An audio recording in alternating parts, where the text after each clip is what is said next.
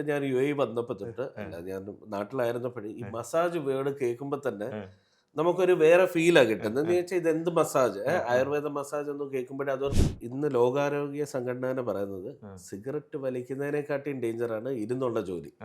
കാരണം അത് ഹാർട്ടിനെയും നമ്മുടെ മസിൽസിനെയും അതുപോലെ മെയിൻലി നമ്മുടെ ബാക്ക് ബോണിനെ അത് ശരിക്കും ആൾക്കാർക്ക് അത് ബുദ്ധിമുട്ടുണ്ടാക്കുന്നുണ്ട്.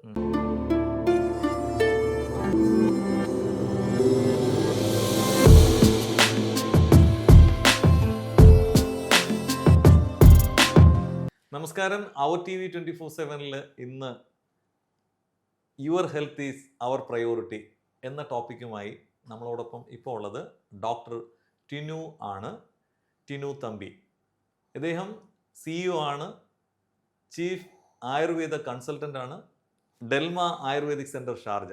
അപ്പോൾ ഡോക്ടറോട് നമുക്ക് കുറേ കാര്യങ്ങൾ ചോദിക്കാം. നമസ്കാരം ഡോക്ടർ. നമസ്കാരം. ഞാൻ ഈ ഒരു പങ്ക്തി ഇങ്ങനെ കൊണ്ടുവരുമ്പോൾ ഏറ്റവും കൂടുതൽ ആഗ്രഹിച്ച ഒരു ആയുർവേദ തന്നെ ആയിരിക്കണം നമുക്ക്. കാരണം പ്രവാസത്തിൽ വരുമ്പോൾ നമ്മുടെ പ്രവാസികളെ സംബന്ധിച്ചിടത്തോളം സാമ്പത്തികമായ ഒരു മേൽക്കൈ ഉണ്ടാകാനാണ് വരുന്നത്.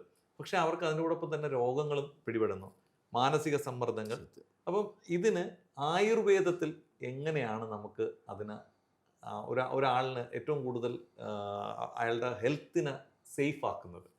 അതാണ് എൻ്റെ ഒരു ചോദ്യം. അത് തന്നെയാണ് നമ്മുടെ ഒരു തീമും, your health is our priority. ആയുർവേദം ഒരു എല്ലാവർക്കും നമ്മുടെ മലയാളികൾക്ക് ഏറ്റവും സുപരിചിതമായ ഒരു സയൻസും നമ്മുടെ നാട്ടിലെ സയൻസുമാണ്.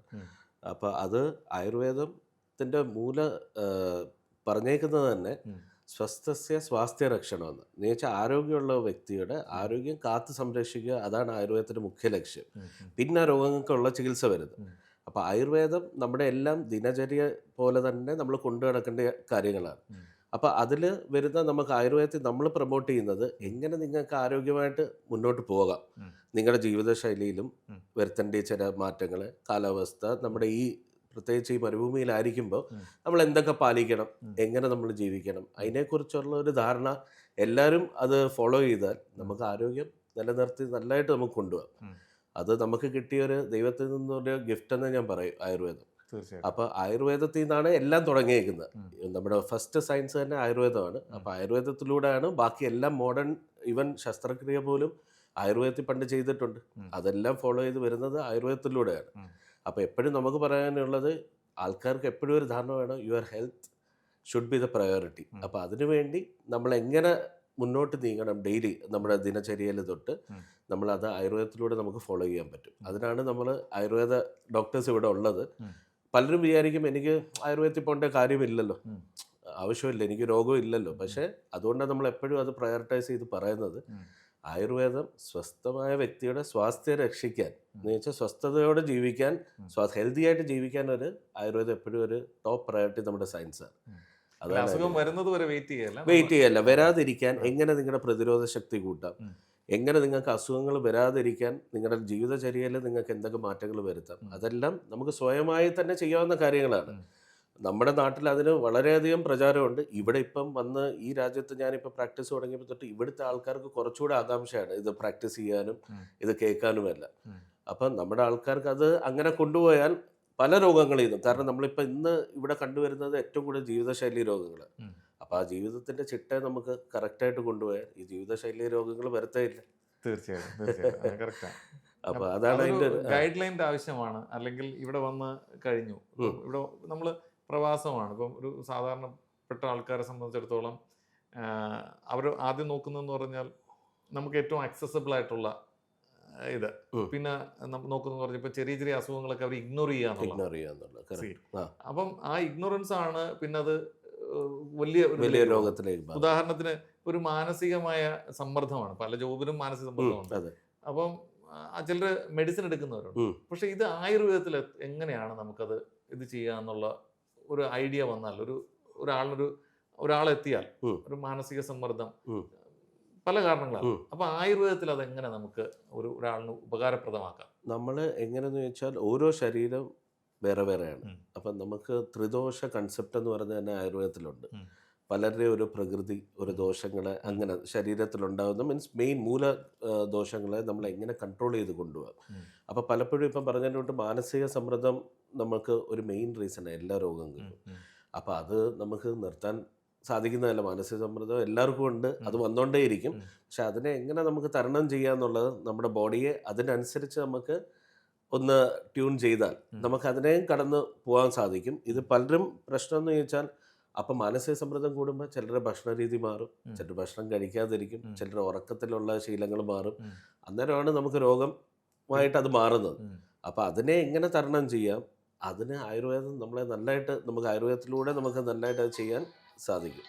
അത് മറ്റേ ഡോക്ടേഴ്സിനെ പോലെ അല്ല. നമുക്ക് ചിലപ്പോൾ ഒരു രോഗിയായിട്ട് ചിലപ്പോൾ 1 മണിക്കൂറോളം ഇരിക്കേണ്ടി വരും. കാരണം നമ്മൾ ആ രീതിയിലാണ് നമ്മൾ ഹിസ്റ്ററി എടുക്കുന്നതും.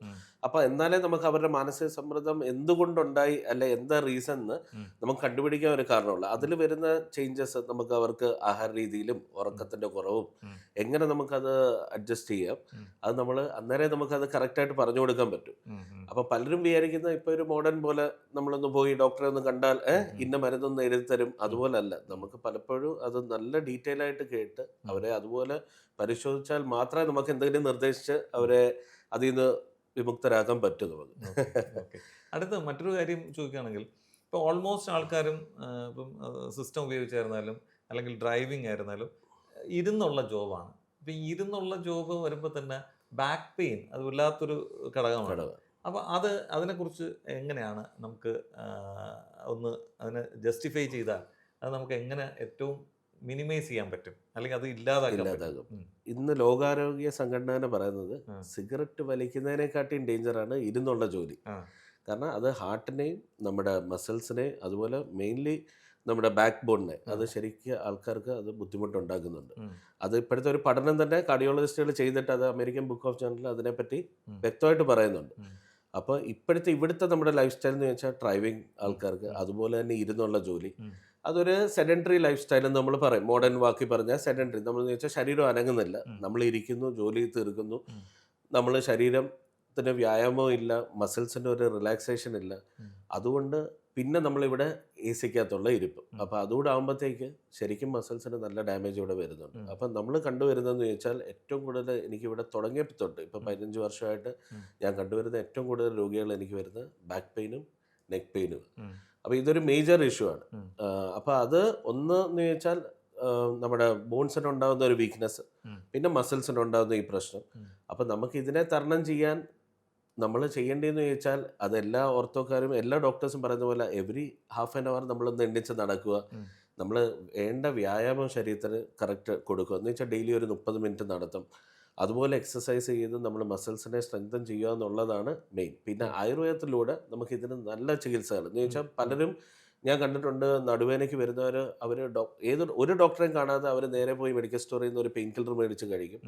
അത് വളരെയധികം പാർശ്വഫലം ചെയ്യുന്ന ഒരു സാധനമാണ്. അങ്ങനെ ചെയ്യാതെ നമുക്ക് ആയുർവേദത്തിലൂടെ ഒരു മരുന്നും അകത്തോട്ട് കഴിക്കാതെ നമുക്ക് ഇതിനുള്ള ചികിത്സാ രീതികളുണ്ട്.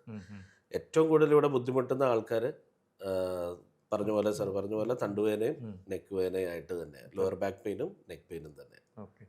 പിന്നെ അതുപോലെ തന്നെ നമ്മുടെ ഒരുപാട് ആയുർവേദത്തിൽ ട്രീറ്റ്മെൻറ്റുകളുണ്ട്. ഇപ്പം അതിന് ഒരു പക്ഷേ ഈ മോഡേൺ സംവിധാനത്തിൽ തെറ്റിദ്ധരിക്കപ്പെടുകയോ അല്ലെങ്കിൽ ഇതിലിപ്പോൾ നമുക്ക് മസാജ് സെൻറ്ററുകളിൽ പോയി നിങ്ങൾക്ക് റിലാക്സ് ചെയ്യാം എന്ന ഒരു ഇതിൽ തന്നെ എത്തിയിട്ടുണ്ട്. അപ്പം ശരിക്കും ആയുർവേദത്തിൽ നമുക്ക് ഈ മസാജിനെ കൊണ്ട് എന്തൊക്കെയാണ് നമ്മുടെ ഗുണങ്ങൾ? ആയുർവേദം ഇതൊരു വേർഡ് വല്ലാതെ എനിക്ക് തുടക്കം തൊട്ട് ഞാൻ UAE വന്നപ്പോൾ തൊട്ട് അല്ല, ഞാൻ നാട്ടിലായിരുന്നപ്പോഴേ ഈ മസാജ് വേർഡ് കേൾക്കുമ്പോൾ തന്നെ നമുക്കൊരു വേറെ ഫീലാണ് കിട്ടുന്നത്. എന്ന് വെച്ചാൽ ഇതെന്ത് മസാജ്, ആയുർവേദ മസാജ് എന്ന് കേൾക്കുമ്പോഴേ അതൊരു റിലാക്സേഷൻ മസാജ് എന്നാണ് ഇപ്പം പലരും അതിനെ വ്യാഖ്യാനിക്കുന്നത്. റിലാക്സേഷൻ മസാജ് ആയുർവേദത്തിൽ എണ്ണ തേപ്പ് അല്ലെങ്കിൽ അഭ്യംഗം, സർവാംഗ അഭ്യംഗം എന്ന് ചോദിച്ചാൽ എണ്ണ പരട്ടുക, അതിനെയാണ് നമ്മൾ മസാജ് എന്ന വേർഡായിട്ട് അത് കൺവേർട്ട് ആയത്. പക്ഷെ മസാജ് നമുക്ക് ഇവിടെ കാണാം, പലതരം മസാജുകളുണ്ട്, തായ് മസാജ്. അപ്പൊ ആയുർവേദത്തെയും അതിന്റെ ഒരു പാർട്ടായിട്ടാണ് പണ്ട് ആൾക്കാർ കണ്ടത്. ഇപ്പോഴല്ല, പണ്ടത്തെ ഒരു സ്റ്റേജ് എന്ന് ചോദിച്ചാൽ ഇവിടുത്തെ ലോക്കൽസ് പോലും അതൊരു റിലാക്സേഷൻ ട്രീറ്റ്മെന്റ് വൈസ് അത് അവരത് ശ്രദ്ധിച്ചിട്ടിരുന്നില്ല. എന്നാൽ ഏറ്റവും കൂടുതൽ ഗുണമുള്ളതും നമ്മൾ പഞ്ചകർമ്മ ട്രീറ്റ്മെൻറ്റ് എന്ന് ചോദിച്ചാൽ ഒരു രോഗത്തിന് ചികിത്സിക്കുന്നതിന് മുമ്പ് ആദ്യം ചെയ്യേണ്ട ഒരു ചികിത്സ, അതിനെ പൂർവ്വ പഞ്ചകർമ്മ എന്ന് പറയും. നമ്മൾ സ്നേഹനം സ്വേദനം അതിൽ വരുന്നതാണ് ഉഴിച്ചിൽ എന്ന് വെച്ചാൽ തല തൊട്ട് പാദം വരെ ഫുൾ ഓയിലിൽ നമ്മൾ അതിൻ്റെ ഓരോ ശരീരപ്രകൃതിയുടെ അനുസരിച്ചുള്ള ഓയിലുകൾ നമ്മൾ എണ്ണകൾ ഉപയോഗിച്ചിട്ട് നമ്മൾ സർവ്വ ബോഡിയിലും തേച്ച് അത് കഴിഞ്ഞ് സ്വേദനം എടുത്തിട്ട് വേണം നമ്മൾ ബാക്കിയുള്ള പഞ്ചകർമ്മ ട്രീറ്റ്മെൻറ്റ്സ് ചെയ്യാൻ. സോ ഇതൊരു ഇമ്പോർട്ടൻറ്റ് പ്രൊസീജിയറാണ്. ഇതിനെ ഇപ്പം റിലാക്സേഷൻ മസാജായി സ്വന്തമായിട്ട് പലരും ഞാൻ കണ്ടിട്ടുണ്ട്. നമ്മളിവിടെ എൻ്റെ ഈ സെൻറ്ററിൽ നമ്മളൊരു റൂള് വെച്ചിട്ടുണ്ട്. ഇപ്പോൾ ഒരാൾക്ക് മസാജിന് ആയുർവേദ മസാജിന് അവർക്ക് വരാം. അപ്പം പക്ഷേ നമ്മളിവിടെ എൻ്റെ അണ്ടറിൽ 2 ഡോക്ടേഴ്സ് ഉണ്ട്. നമ്മളെപ്പോഴും അതുകൊണ്ട് അവർ കണ്ടീഷൻ ചോദിക്കും. ബാക്ക് പെയിൻ ഉള്ള ഒരു വ്യക്തിയാണെങ്കിൽ, അല്ലെങ്കിൽ നെക്ക് പെയിൻ ഉള്ള ഒരു വ്യക്തിയാണെങ്കിൽ, അല്ലെങ്കിൽ വേറെ രോഗങ്ങളുള്ള വ്യക്തിയാണെങ്കിൽ നമ്മൾ ഡോക്ടേഴ്സിനെ കൺസൾട്ട് ചെയ്തിട്ടേ നമ്മൾ ട്രീറ്റ്മെൻറ്റ് വിടും. കാരണം ശരിക്കും പറഞ്ഞാൽ മസാജ് ചുമ്മാ പോയി ചെയ്യരുത്. അതുകൊണ്ടാണ് നമ്മുടെ അലോപ്പതിക്കാരും ഇതിനെ ചിലപ്പോൾ എതിർക്കുന്നത്. കാരണം മസാജ് ചെയ്യുന്നതിന് മുമ്പ് എന്ത് കാരണത്താലാണ് ആ പെയിൻ ഉള്ളതെന്ന് നമ്മൾ കണ്ടുപിടിക്കും. ചിലപ്പോൾ ഒരു ട്യൂമറിൻ്റെ പെയിൻ ആയിരിക്കും ബാക്കിലുണ്ട്, അല്ലെങ്കിൽ ഒരു കിഡ്നി റിലേറ്റഡ് ഇഷ്യൂ ഉള്ള ഒരാളുടെ ബാക്ക് പെയിൻ ആയിരിക്കും. അത് കണ്ടുപിടിക്കാൻ ഡോക്ടേഴ്സിനെ പറ്റും. അപ്പോൾ അതിൽ നമ്മൾ മസാജ് ചെയ്താൽ ചിലപ്പോൾ ഇത് ഗുരുതരമായി മുന്നോട്ട് ഡേഞ്ചറായിട്ട് വരും. ഈ അവയർനെസ് പലർക്കും ഇല്ല. ചിലപ്പം പോയി ചെയ്തതിന് ശേഷമായിരിക്കും ഇത് അഗ്രിവേറ്റ് ആയി ഈ ട്യൂമർ ഡേഞ്ചറായിട്ട് സ്പ്രെഡ് ആവുകയും കാര്യങ്ങളൊക്കെ ആയി കഴിഞ്ഞായിരിക്കും അവർ പോയി ഇത് അറിയുന്നത്. അപ്പോൾ എപ്പോഴും എൻ്റെ ഒരു അഡ്വൈസ് ഞാൻ എല്ലാവരോടും പറയുന്നത്, എപ്പോഴും നിങ്ങൾ മസാജ് ചെയ്യുന്നതല്ല, പക്ഷെ നിങ്ങൾക്ക് പെയിൻ റിലേറ്റഡ് എന്തെങ്കിലും വേദന അതുപോലെ ഉണ്ടെങ്കിൽ നിങ്ങളൊരു ആയുർവേദ ഡോക്ടറെ കൺസൾട്ട് ചെയ്തിട്ട് ഇങ്ങനത്തെ ചികിത്സ എന്ന് വെച്ചാൽ ഈവൻ തിരുമു പോലും നിങ്ങൾ ചെയ്യാവുള്ളൂ. നമ്മൾ മസാജ് വേർഡ് യൂസേ ചെയ്യാറില്ല എൻ്റെ അല്ല. കാരണം എന്ന് പറഞ്ഞാൽ പൊതുവേ ഇപ്പം നമ്മുടെ പ്രവാസത്തിൽ ഇപ്പം ഈ Thai massage, Kerala massage, ayurvedic massage എന്ന് പറഞ്ഞുള്ള പരസ്യങ്ങൾ പലയിടത്തും വ്യാപകമായി കാണുന്നു. അപ്പൊ അത് എത്രത്തോളം എന്താണ് അത് നമുക്ക് പ്രയോജനമാണെന്ന് അറിയില്ലല്ലോ. ആൾക്കാര് ഇപ്പം ചെറിയ സാമ്പത്തിക ഇതിനും ചില റിലാക്സേഷനും വേണ്ടി ചെന്ന് ചാടുമ്പോൾ അതൊരു ദൂരവ്യാപകമായ ഒരു പ്രശ്നത്തിലേക്കാണ് എത്തിപ്പെടുന്നെങ്കിൽ അവരുടെ ലൈഫ് തന്നെ ത്രെട്ടനിലാവും. കറക്റ്റ്. അതാണ് എൻ്റെ ഒരു ഇത് പറയാനുള്ളത് എല്ലാവരോടും. മസാജ് ചെയ്യുന്നത് നല്ലത് തന്നെയാണ്. കാരണം പ്രത്യേകിച്ച് ഇവിടുത്തെ ഒരു ജീവിതശൈലി, ഇപ്പം മുമ്പ് നമ്മൾ പറഞ്ഞ പോലെ നമുക്ക് എണ്ണ തേപ്പും ഇങ്ങനത്തെ ഉള്ള സ്റ്റീമും മസിൽസിനെ റിലാക്സ് ചെയ്യാനും നമ്മുടെ ജോയിൻസ് ഒക്കെ ഒന്ന് ഫ്ലെക്സിബിൾ ആക്കാനും നല്ലതാണ്. ഒരു ഹെൽത്തി വ്യക്തിക്ക് പോയി ചെയ്യാം. പക്ഷേ വേദനയും കണ്ടീഷൻ ഉള്ളവർ, എന്തെങ്കിലും ഒരു കണ്ടീഷൻ ഉണ്ട് എങ്കിൽ ഓഫ്കോഴ്സ് അവരൊരു എപ്പോഴും ഒരു അഡ്വൈസ് എടുത്തിട്ട് നമ്മളൊരു മസാജ്, കാരണം ഇപ്പം നിങ്ങൾ എല്ലാവർക്കും അറിയാം, സാറിനും അറിയാം, ഇവിടെ UAE പോയിട്ട് എല്ലായിടത്തും മസാജ് സെൻറ്ററുകൾ ഒരുപാടുണ്ട്. ആയുർവേദ മസാജ് സെൻറ്റർ തന്നെ ഉണ്ട്. ചിലപ്പോൾ അവിടെ ഒരു ഡോക്ടർ ഉണ്ടാവണമെന്നില്ല, ചിലപ്പോൾ ഒരു നല്ല ട്രെയിൻഡ് പ്രൊഫഷണൽ ആയിരിക്കത്തില്ല ചെയ്യുന്നവർ. ഇപ്പം അതുകൊണ്ട് നമ്മളെപ്പോഴും അങ്ങനെ ചൂസ് ചെയ്യുമ്പോൾ നമ്മൾ വയസ്സായിട്ട് നല്ലൊരു ഡോക്ടറെ കണ്ടിട്ട്, വേദനയുള്ളവർ, ഇല്ലാത്തവർക്ക് പോകാം, ചെയ്യാം. പക്ഷെ അതും ഞാൻ പറയും, നമ്മുടെ ശരീരമാണ്. എപ്പോഴും അങ്ങനെ യൂസ് ചെയ്യുമ്പോൾ നമ്മൾ കറക്റ്റ് സ്ഥലത്തെ ഒരാളെ കൊണ്ട് അത് ചെയ്യിപ്പിക്കാവുള്ളൂ. കാരണം എന്തെങ്കിലും വന്നിട്ട് ചികിത്സിക്കുന്നതിനെക്കാട്ടി നല്ലത് വരാതിരിക്കാൻ നമ്മൾ ശ്രദ്ധിക്കുക എന്നുള്ളത്. തീർച്ചയായിട്ടും. അപ്പോൾ അതാണ് എൻ്റെ ഒരു എല്ലാവരോടും അഡ്വൈസ് എല്ലാവരോടും.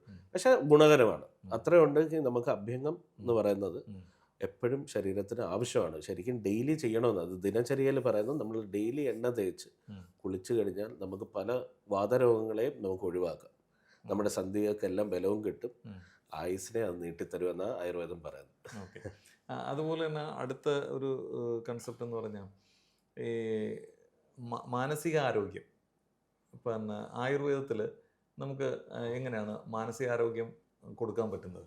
മാനസികാരോഗ്യം നമ്മുടെ ശരീരത്തിൻ്റെ സന്തോഷം. അപ്പം നമ്മൾ പറയുന്നത് മുമ്പ് ഞാൻ പറഞ്ഞ പോലെ തന്നെ സർവ്വദോഷങ്ങളെയും നമ്മുടെ മനസ്സിനെ സന്തോഷിപ്പിക്കുമ്പോഴാണ് നമുക്ക് ആരോഗ്യം ഉണ്ടാകുന്നത്.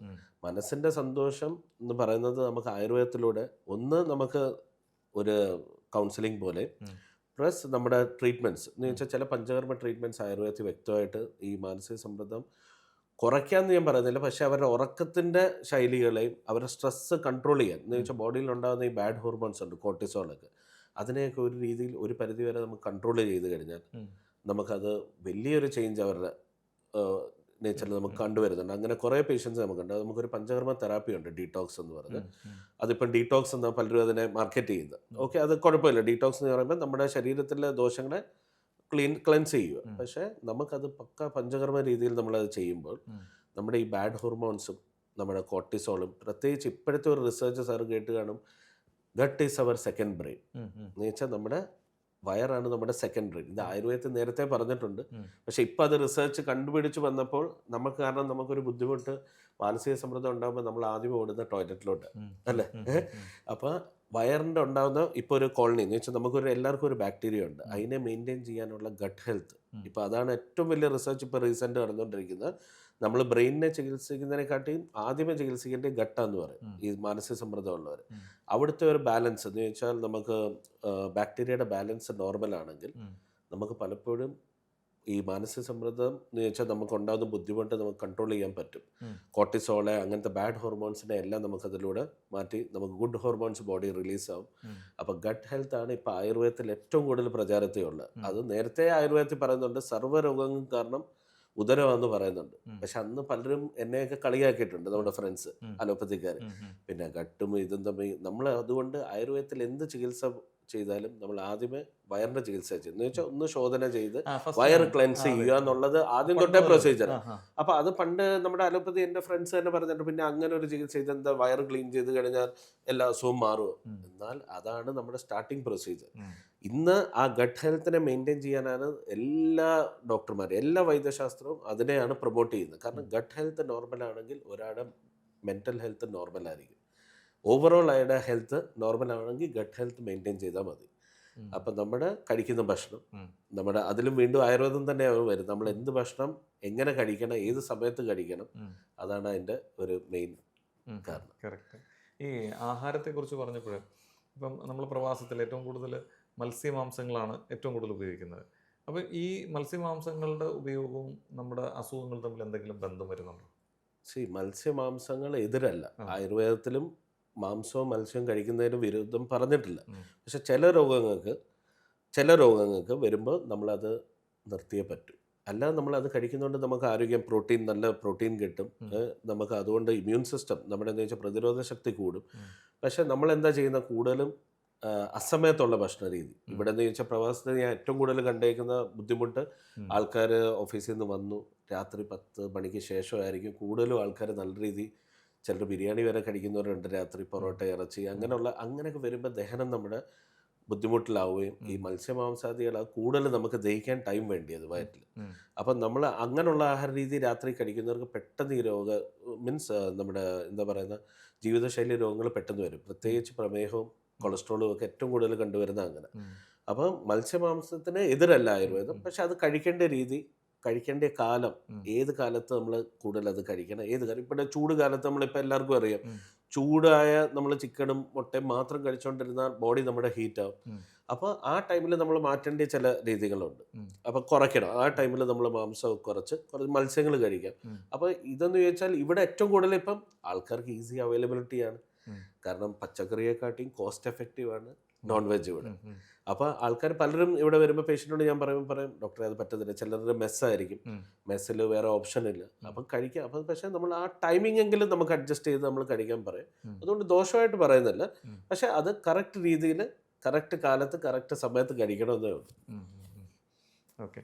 പിന്നെ അതുപോലെ തന്നെ ഈ നമുക്ക് കുട്ടികളെ സംബന്ധിച്ചിടത്തോളം കുട്ടികൾക്ക് പലതരം അസുഖങ്ങൾ വരുന്നുണ്ട്. അപ്പം ആയുർവേദത്തിൽ എങ്ങനെയാണ് നമുക്ക് ഇവിടെ അവരെ കെയർ ചെയ്യാൻ പറ്റുന്നത്? കാരണം അത് ബാലചികിത്സ എന്ന് പറഞ്ഞാൽ നമ്മുടെ ആയുർവേദത്തിൽ തന്നെ സെപ്പറേറ്റ് ഒരു വിങ് ബാലചികിത്സയൊക്കെ ഉണ്ട്. കുട്ടികൾക്ക് ഇവിടെ ഏറ്റവും കൂടുതൽ കണ്ടുവരുന്ന കുഞ്ഞുങ്ങളുടെ പ്രശ്നങ്ങളാണെന്ന് വെച്ചാൽ അലർജി, കോൾഡ്, ഈ വിട്ടുമാറാത്ത പനികൾ.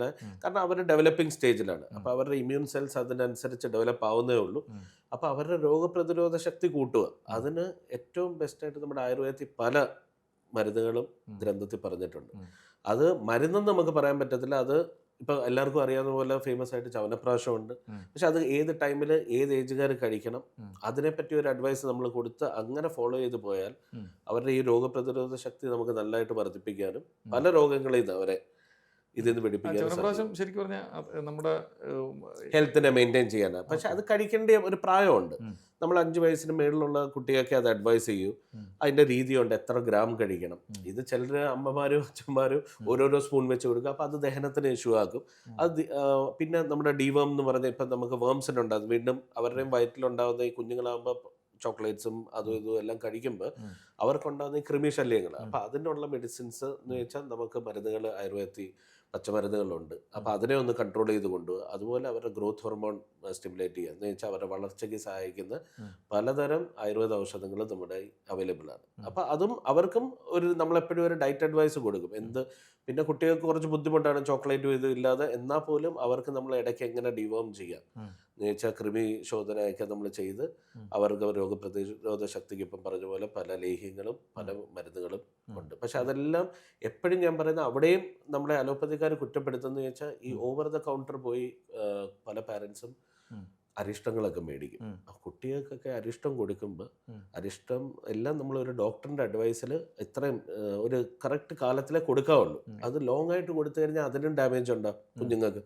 അപ്പോൾ അതുകൊണ്ട് എപ്പോഴും ഞാൻ പറയുന്നത് എവിടെ ടോക്കിന് പോയാലും അമ്മമാരോടൊക്കെ ഞാൻ പറയുന്നത് എപ്പോഴും ഒരു ഡോക്ടറെ കാണിച്ച് കുഞ്ഞിൻ്റെ പ്രായവും വെയിറ്റും അനുസരിച്ച് നമ്മൾ അവർ പറയുന്ന അഡ്വൈസ് അനുസരിച്ച് അരിഷ്ടങ്ങളോ കാര്യങ്ങളോ കഴിക്കാവുള്ളൂ. അല്ലാതെ ഓവർ ദ കൗണ്ടറിൽ പോയി ചിലർ കണ്ടിന്യൂസ് അരിഷ്ടങ്ങൾ കഴിച്ചുകൊണ്ടിരിക്കുക, അത് കുഞ്ഞിൻ്റെ ഹെൽത്തിനെ ഡാമേജ് ബാധിക്കും.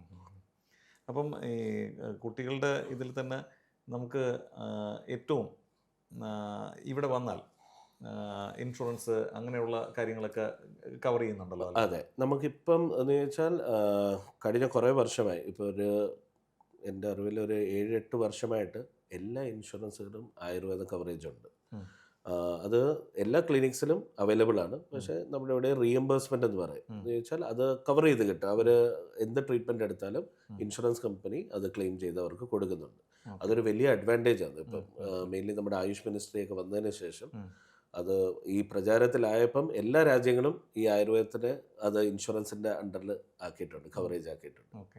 അതുപോലെ തന്നെ പ്രസവ സുരക്ഷ അത് എങ്ങനെയാണ്? പ്രസവ സുരക്ഷ ഒരു വലിയൊരു സയൻസാണ്. നമ്മളിവിടെ അതിനായി നമുക്ക് ലേഡി ഡോക്ടേഴ്സ് ഉണ്ട്. ആൾക്കാർ പലരും ഇവിടെ പ്രവാസികൾ ബുദ്ധിമുട്ടുന്നത് അതുകൊണ്ടാണ്. കാരണം പലരുടെയും പാരൻസ് നാട്ടിലായിരിക്കും. പ്രസവത്തിന് ശേഷം അമ്മയുടെ പരിചരണവും കുഞ്ഞിൻ്റെ പരിചരണവും അതിനുവേണ്ടി ഇവിടെ നമുക്കൊരു ടീം തന്നെ ഉണ്ട്. അതൊരു 21 ദിവസത്തെ ഒരു കോഴ്സായിട്ട് അമ്മയും കുഞ്ഞിൻ്റെയും കുളിയും അവർ കഴിക്കേണ്ട ഡയറ്റ് അഡ്വൈസും പല ആയുർവേദ ഔഷധങ്ങളും വെച്ചുള്ള ഒരു ട്രീറ്റ്മെൻ്റ് ഉണ്ട്. അപ്പോൾ അത് 21 ഡേയ്സോളം നമ്മൾ അതിൻ്റെ ഒരു തെറാപ്പി കൊടുക്കും. അതുകൊണ്ട് അവർക്ക് അമ്മയ്ക്ക് ഉണ്ടാകുന്ന ഈ നടുവേദനയുടെ ബുദ്ധിമുട്ട്, വയറിൻ്റെ പ്രശ്നങ്ങൾ, അവരുടെ ശാരീരിക പ്രശ്നങ്ങൾ ആഫ്റ്റർ ഡെലിവറി, ഇതെല്ലാം നമുക്ക് നോർമലൈസ് ചെയ്യാനും കുഞ്ഞിൻ്റെ ആരോഗ്യത്തിന്, കുഞ്ഞിന് നല്ല ഗ്രോത്ത് ഹോർമോൺസ് എല്ലാം സ്റ്റിമുലേറ്റ് ചെയ്യാനും അതിൻ്റെ പ്രതിരോധ ശക്തി കൂട്ടാനും ഒക്കെ അത് വലിയ ഫലപ്രദമായ ഒരു ചികിത്സാ സമ്പ്രദായം. അത് നമ്മുടെ അലോപ്പതി ഡോക്ടേഴ്സ് തന്നെ അഡ്വൈസ് ചെയ്യാറുമുണ്ട്. ഇത് ശരിക്കും പ്രസവം കഴിഞ്ഞ് എത്ര ദിവസം കഴിഞ്ഞാണ് ഈ സംഭവം ചെയ്യുന്നത്? സാധാരണ സെഷനൊക്കെ ആണെങ്കിൽ നമ്മൾ എപ്പോഴും ഒരു 15 ദിവസം കഴിഞ്ഞ് എപ്പോഴും നമ്മൾ ഡോക്ടേഴ്സ് പോയി വിസിറ്റ് ചെയ്ത് സ്റ്റിച്ചൊക്കെ ഉണങ്ങിയിട്ടുണ്ടെങ്കിൽ അവരും അവരുടെ ഗൈനക്കിൻ്റെ പെർമിഷൻ എടുത്തിട്ടാണ് സ്റ്റാർട്ട് ചെയ്യുന്നത്. ഒരു സാധാരണ ഒരു 2 ആഴ്ച കഴിയുമ്പോൾ സ്റ്റാർട്ട് ചെയ്യാം. നോർമൽ ആണെങ്കിൽ ഒരാഴ്ച കഴിഞ്ഞ് നമുക്കത് സ്റ്റാർട്ട് ചെയ്യുന്നുണ്ട്. 7 ഡേയ്സ് മതിയാവും. ഓക്കെ. അപ്പം ഒരു പക്ഷേ ചില ആൾക്കാർ ഇതിനെക്കുറിച്ച് അറിവില്ലാത്തത് കൊണ്ട് സ്റ്റാർട്ടിങ് ഒരു ഡെലിവറി കഴിഞ്ഞൊരു 3-4 മാസം കഴിയുമ്പോഴൊക്കെ ആയിരിക്കും അവർക്ക് ഇതിനെക്കുറിച്ചൊരു ബോധം വരുന്നത്. അപ്പം അതിന് എങ്ങനെയാണ് അതിലും നമ്മൾ പറയുന്ന ദോഷമില്ല. കാരണം പലർക്കും ഇതിനെപ്പറ്റി അറിയാത്തത് കൊണ്ട് പലരും ചിലപ്പം മോസ്റ്റ്ലി നമ്മുടെ മലയാളികൾക്ക് ഇതിനെപ്പറ്റി നല്ലതായിട്ട് അറിയാം. ചില വേറെ നോർത്തും സൗത്തിലുള്ള ചിലർക്ക് ഇതിനെപ്പറ്റി, അപ്പോൾ അവർ അത് പറഞ്ഞു കേട്ട് വരുമ്പോൾ ലേറ്റ് ആവും. പക്ഷെ എന്നാലും നമ്മളത് ചെയ്യുന്നതുകൊണ്ട് അവരുടെ മെയിൻലി പ്രശ്നം നമ്മൾ പറഞ്ഞിട്ട് ഈ ബാക്ക് പെയിന്, എല്ലുകൾക്ക് ഉണ്ടാകുന്ന ക്ഷീണം, മസിൽസിന് ഉണ്ടാകുന്ന ക്ഷീണം ഒക്കെ നമുക്ക് അതുകൊണ്ട് മാറ്റാൻ പറ്റും. അപ്പോൾ അതൊരു വലിയ ഫലപ്രദമായ ചികിത്സ എന്ന് ഞാൻ പറയും അതിന്. കാരണം അത് പലരും ചെയ്തിട്ട് 4 മാസം 5 മാസം കഴിഞ്ഞ് ചെയ്തിട്ട് പോലും അവർക്ക് ബാക്ക് പെയിനൊക്കെ അത് കംപ്ലീറ്റ് ആയിട്ട് മാറിയിട്ടുണ്ട്. അതുപോലെ വയറുണ്ടാകുന്ന ഈ വയറ് ചാടുക, ആ വയറൊക്കെ കാരണം ഈ പ്രസവം കഴിഞ്ഞാൽ അതുവരെ സ്ലിം ബ്യൂട്ടി കൺസെപ്റ്റിൽ സ്ത്രീയെ സംബന്ധിച്ചിടത്തോളം, പ്രത്യേകിച്ച് മലയാളി കൺസെപ്റ്റിലാണ് ഒരുപാട് വയറൊക്കെ ചാടി. പിന്നെ അത് അവരങ്ങ് അക്സെപ്റ്റ് ചെയ്താൽ പോട്ടെ, അവരുടെ സൗന്ദര്യമാണല്ലോ, സൗന്ദര്യത്തെ ബാധിച്ചിട്ട് പിന്നെ മാർഗമില്ല. അപ്പൊ അങ്ങനെ വരുന്നവർക്ക് നമുക്ക് ട്രീറ്റ്മെന്റ് ഉണ്ട്. നമുക്ക് ഈ ഇപ്പം വയറിന്റെ ഈ ഫാറ്റ്സ് എന്ന് വെച്ചാൽ ഉണ്ടാവുന്ന ഈ ആഫ്റ്റർ പ്രസവമാകുമ്പോൾ മസിൽസ് ലൂസ് ആവുന്നതുകൊണ്ട് അതിനെ ടൈറ്റൻ ചെയ്യാനുള്ള നമ്മുടെ ഈ ആയുർവേദ എണ്ണകൾ വെച്ചുള്ള ട്രീറ്റ്മെന്റും പൊടി വെച്ചുള്ള ട്രീറ്റ്മെന്റും ഉണ്ട്. അത് നല്ല എഫക്റ്റീവായിട്ട് നമ്മൾ കണ്ടിട്ടുണ്ട്. ആ മസിൽസ് ടൈറ്റ് ചെയ്യാം. പിന്നെ അവരുടെ ഡയറ്റ് പ്ലാനും കുറച്ച് എക്സസൈസും കൂടെ ചെയ്യുമ്പോൾ അത് അവർക്ക് ഗെയിൻ ചെയ്യാൻ പറ്റുന്നുണ്ട്. വീണ്ടും അതേ പഴയ പ്രകൃതിയിൽ അത് വരും. അത് ദൈവമായിട്ട് അങ്ങനെ ചെയ്തേക്കുന്നതാണ്. നമ്മൾ അതൊന്ന് ശ്രദ്ധിച്ചാൽ മാത്രം മതി. നമ്മളത് വിട്ട് കളയുമ്പോഴാണ് അത് അതുപോലെ ബോഡി ആയിപ്പോകുന്നത്. പല ലേഡീസും ഇവിടെ 3 പേര് പ്രസവിച്ചവർ 4 പ്രസവിച്ചവർ പോലും നല്ല നോർമലായിട്ടിരിക്കുന്ന കാരണം അവരുടെ ഒരു കോൺഫിഡൻസും ഇത് ഫോളോ ചെയ്ത് പോകുന്നതുകൊണ്ട് മാത്രമാണ്. നമ്മളത് വിട്ട് കഴിഞ്ഞാൽ അങ്ങനെ തന്നെ. പിന്നെ അതുപോലെ തന്നെ നമുക്ക് ഈ ആയുർവേദ ചികിത്സയെക്കുറിച്ച് കേട്ടിട്ടുള്ളതാണ്. 7 ദിവസത്തെ എന്താണ് ചികിത്സ, 21 ഡേയ്സ്, 21 ഡേയ്സ്, പിന്നെ 3 ഡേയ്സ് ക്യാപ്സ്യൂൾ, അങ്ങനെയൊക്കെ കേട്ടിട്ടുണ്ട്. അതിന്റെ ഡീറ്റെയിൽ എന്ന് പറയാം. ഡീറ്റെയിൽ ഇത് തുടങ്ങുന്നതെന്ന് ചോദിച്ചാൽ എപ്പോഴും ഞാൻ മുമ്പ് പറഞ്ഞിട്ട് ഒരാളുടെ പ്രകൃതിയും രോഗത്തിന്റെ അവസ്ഥയും വെച്ചാൽ നമ്മൾ തുടങ്ങുന്നത്. അപ്പോൾ എപ്പോഴും ആയുർവേദത്തിൽ ശരിക്കും പറഞ്ഞാൽ 7 അല്ല, നമ്മൾ തുടങ്ങുമ്പോൾ നാട്ടിലൊക്കെ നമ്മളായിരുന്നപ്പോൾ തൊട്ട് 14 ദിവസത്തെ ഒരു ചികിത്സ പ്ലാനിങ്ങാണ് നമ്മൾ ചെയ്യുന്നത്. ഇവിടെ വന്നപ്പോൾ ആൾക്കാരുടെ തിരക്കും ആൾക്കാർക്ക് ഇത്രയും സമയം ഇല്ലാത്തതുകൊണ്ട് 7 ദിവസം തൊട്ട് ആക്കിയെന്നേ ഉള്ളൂ. പക്ഷെ എന്നാലും ഒരു 14 ദിവസം 28 ദിവസം അങ്ങനെയാണ് ആ ചികിത്സയുടെ ഒരു പാക്കേജ് എന്ന് പറയാൻ പറ്റത്തില്ല. അതിൻ്റെ ഒരു ചികിത്സ അത്രയും ടൈം വേണം നമുക്ക്. കാരണം ബോഡി ആദ്യമേ ഒന്ന് ഡീടോക്സ് ചെയ്ത് എന്ന് വെച്ചാൽ ബോഡിയെ ഒന്ന് ക്ലെൻസ് ചെയ്തിട്ട് ആ രീതിയിലുള്ള നമ്മളിപ്പം പറഞ്ഞതിൻ്റെ തൊട്ട് എന്ത് കിഴി യൂസ് ചെയ്യണം, ഇലക്കിഴി, പൊടിക്കിഴി, അങ്ങനെ ജാമ്പീരക്കിഴി, പലതരം കിഴികളുണ്ട് ആയുടെ രോഗാവസ്ഥയ്ക്ക് അനുസരിച്ച്. അതുപോലെ നമ്മൾ എന്തെണ്ണ യൂസ് ചെയ്യണം, ചിലപ്പം ധാര വേണ്ടി വരും, ചിലപ്പോൾ നടുവേദന അതിന് കട്ടിവസ്തി, അങ്ങനെ പല ചികിത്സകളുണ്ട്. പിന്നെ നമുക്ക് എനിമ പോലെയുള്ള മെഡിക്കേറ്റഡ് എനിമ ട്രീറ്റ്മെൻറ്റ്സ് ഉണ്ട്. അത് ഭയങ്കര എഫക്റ്റീവാണ് വാത ചികിത്സയിൽ. അപ്പോൾ അതെല്ലാം നമ്മൾ പ്ലാൻ ചെയ്തിട്ട് നമുക്കൊരു എപ്പോഴും ഒരു 14 ദിവസമാണ് അതിൻ്റെ ഒരു ശരിക്കും പറഞ്ഞാൽ ഒരു ട്രീറ്റ്മെൻറ്റ് ടൈം. ആ 14 ദിവസം അങ്ങനെ ഫോളോ ചെയ്യുന്നവർക്ക് നല്ല വ്യത്യാസം, ഞാൻ പറയുന്ന ഒരു 100 റിസൾട്ട് കിട്ടുന്ന ഒരു വ്യത്യാസം നമുക്ക് കിട്ടും. 7 ദിവസം കൊണ്ടും ചെയ്യാം. പക്ഷെ അത് അത്രയും ഒരു മൈൽഡ് കണ്ടീഷൻ ആണെങ്കിൽ 7 ദിവസം മതിയാവും. പക്ഷെ എന്നാലും നമ്മൾ പറയുമ്പോൾ 14 അല്ലെങ്കിൽ 28 ദിവസത്തെ ഒരു ചികിത്സയെങ്കിലും മിനിമം നമ്മൾ ചെയ്യണം. ഞാൻ ഈ ആയുർവേദത്തിൻ്റെ ഒരു ബേസിക് ഇങ്ങനെ നമുക്ക് നമ്മുടെ ചാനലിലൂടെ കൊണ്ടുവരണമെന്ന് ആഗ്രഹിച്ചപ്പോൾ ഫസ്റ്റിൽ എൻ്റെ വേണ്ടപ്പെട്ട ഒരു സുഹൃത്താണ് അഡ്വൈസ് ചെയ്തത്. അപ്പം അങ്ങനെയാണ് ഞാനിവിടെ വരുന്നത്. അപ്പം ഇനി ഇവിടേക്ക് സ്വാഭാവികമായിട്ട് ഇത് കാണുന്ന കുറച്ച് പേരുണ്ടാവുമല്ലോ. അപ്പോൾ അവർക്ക് ഇവിടേക്ക് വരാൻ ഏറ്റവും ഈസി ആയിട്ടുള്ള മാർഗം ഏതാണ്? ഇപ്പോൾ ഷാർജ എന്ന് പറയുമ്പോൾ ഇത് ഷാർജയുടെ ഏത് ഭാഗത്താണ്? ഇത് ശരിക്കും പറഞ്ഞാൽ ഹാർട്ട് ഓഫ് ഷാർജ എന്നാണ് ഈ സ്ഥലം അറിയപ്പെടുന്നത്. ക്ലോക്ക് ടവർ ഷാർജ വളരെ ഫേമസ് ആണ്, പഴയ ഒരു ലാൻഡ്മാർക്കാണ്. അതുപോലെ NMC റോയൽ ഹോസ്പിറ്റൽ, ഇത് രണ്ടും ഏറ്റവും വലിയൊരു ലാൻഡ്മാർക്കാണ്. ഇത് ഷാർജയുടെ ഹാർട്ട് ഭാഗം എന്ന് പറയാം, clock tower Sharjah. So easy ആയിട്ട് അവർക്ക് എവിടുന്നും എത്തിപ്പെടാൻ പറ്റും. അജ്മാൻ ആയാലും ദുബായ് ആയാലും റാസൽ ഖൈമയിൽ പോലും നമുക്ക് പേഷ്യൻസ് ഉണ്ട്. അപ്പോൾ എല്ലാവർക്കും വരാൻ പറ്റുന്ന ഒരു സെൻറ്ററിൽ തന്നെയാണ്. പിന്നെ പാർക്കിംഗ് സൗകര്യങ്ങളും ഇവിടെ ഉണ്ട്. അപ്പം അത് ഈസി ആയിട്ട് അക്സസിബിൾ ഒരു സ്ഥലത്ത് തന്നെയാണ്. അപ്പം ഏതായാലും ഈ ഡെൽമ ആയുർവേദിക് സെന്ററിന് ഒരുപാട് ആശംസകൾ. കൂടുതൽ എന്താണ് വളരട്ടെ, നമ്മുടെ കൂടുതൽ സെന്ററുകൾ വരട്ടെ. അപ്പോൾ ഇത് നമ്മളൊരു തുടക്കം മാത്രമാണ്. ഇത് ഫസ്റ്റ് നമ്മുടെ ഇതാണ്. അടുത്ത സബ്ജക്റ്റുമായിട്ട് നമ്മൾ വീണ്ടും ഇരിക്കുന്നതാണ്. അപ്പം എല്ലാവർക്കും നമസ്കാരം. Thank you.